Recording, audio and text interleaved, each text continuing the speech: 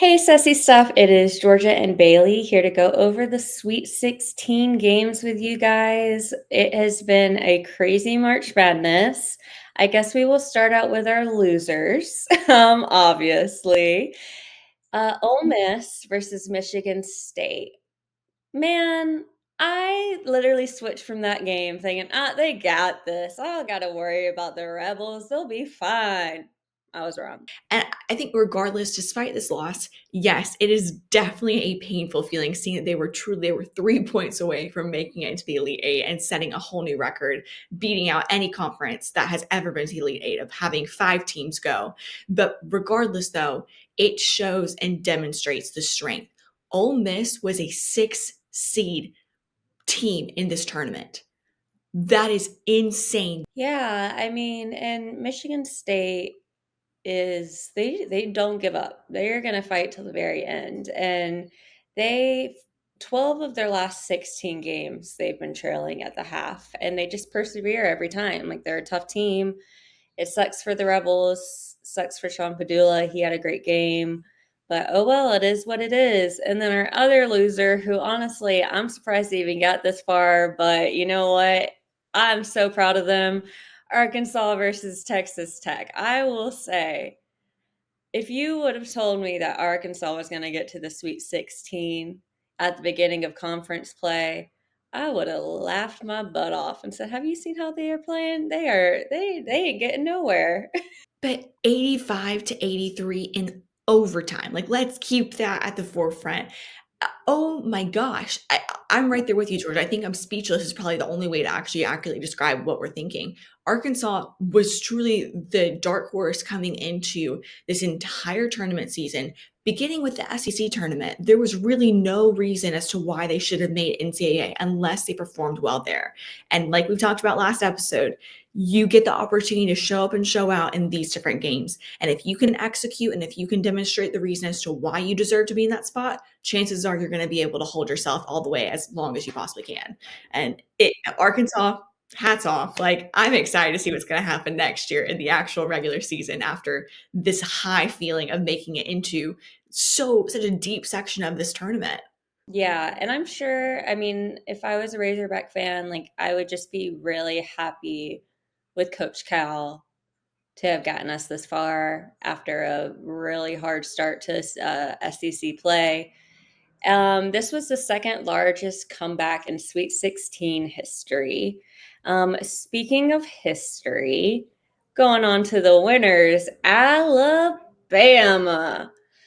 Oh my gosh. Alabama broke the 35-year-old March Madness record for three pointers with 25 3 pointers. Crazy. They beat BYU 113 to 88.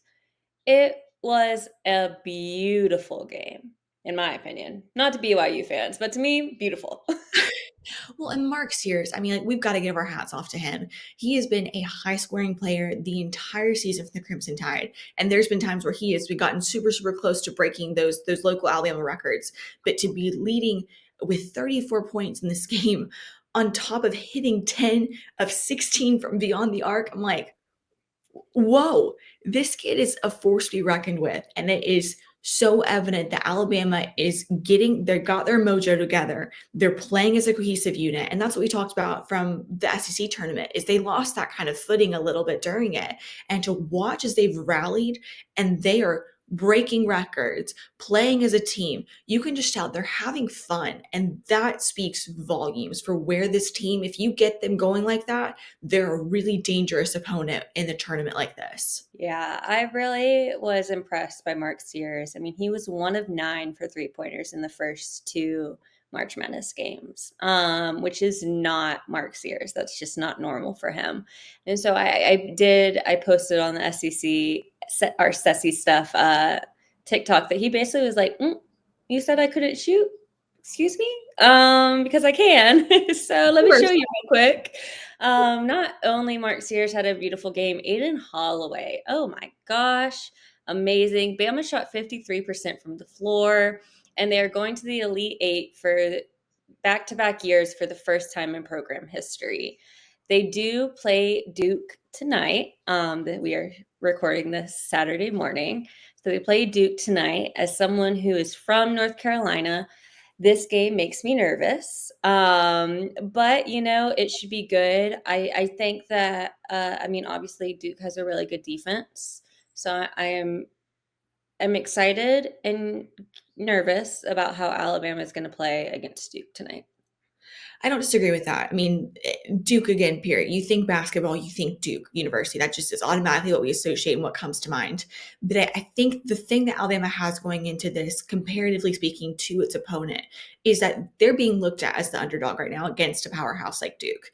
They are also, again, in this really cool, momentous vibe that this whole team has got going, that I think Bama fans, whenever they're underestimated, and Bama players especially, they like to make a little splash. And so I have a feeling that this is going to get physical. This is going to be intense. And regardless of whatever happens from the winner and loser outcome, this is going to be a game that's going to make a March Madness history in some kind of capacity. I just have a sneaky little suspicion about it.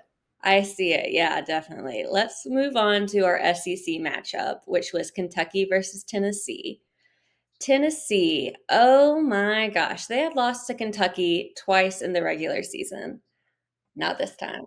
Not when it matters. Georgia, I mean, you guys heard me last week. I was a hater on Tennessee. I mean, I'm still a little bit of a hater, to be honest. I will not wear that gaudy orange, and it is what it is.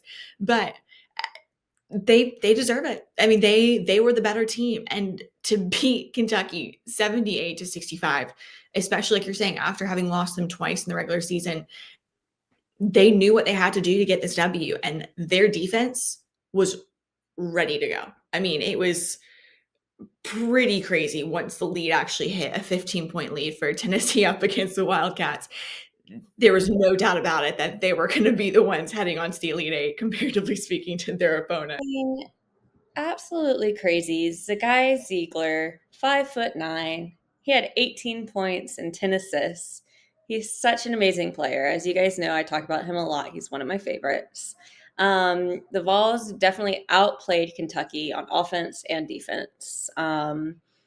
They they really put up a stop to the three-pointers that Kentucky was able to get on them in regular season play. So not only was their defense amazing, but they also shot 51% from the field. And Tennessee is one win away from reaching the Final Four for the first time, I believe.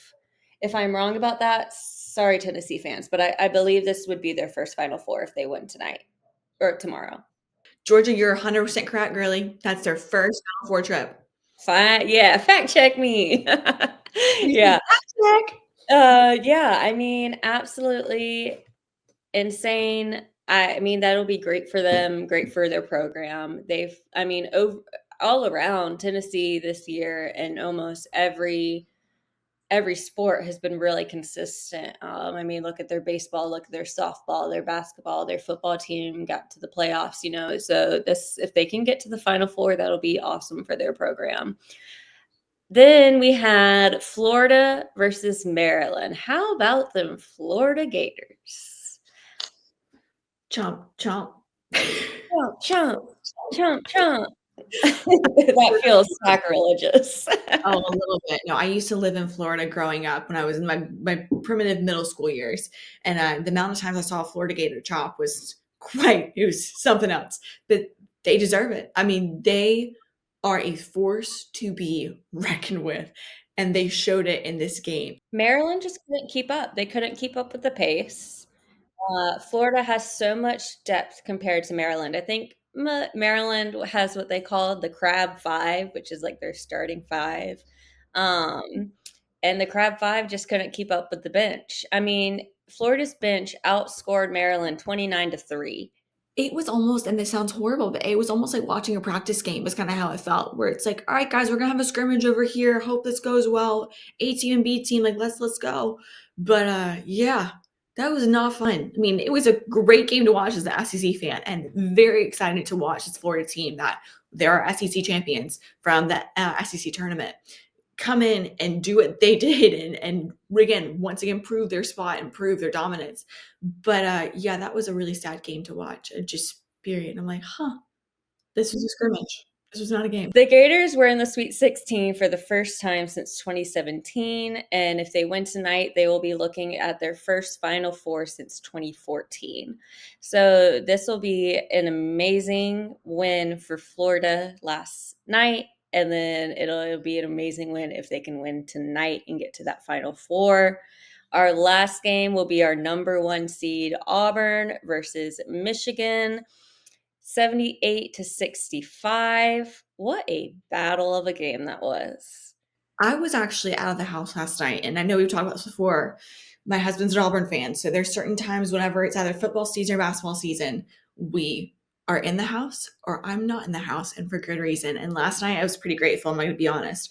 The first part of that game, my sweet husband told me that he got up, was like, screw this, they're going to lose, they're playing horribly, and just started like making food the whole time and was like, I'm not even going to watch this is ridiculous. And then comes back in the living room and it's like, holy crap, we're up, oh my gosh. He's like, I shouldn't have eaten because my stomach was just completely making me nauseous the whole time. He's like, I couldn't watch the game anymore. Like, this was crazy.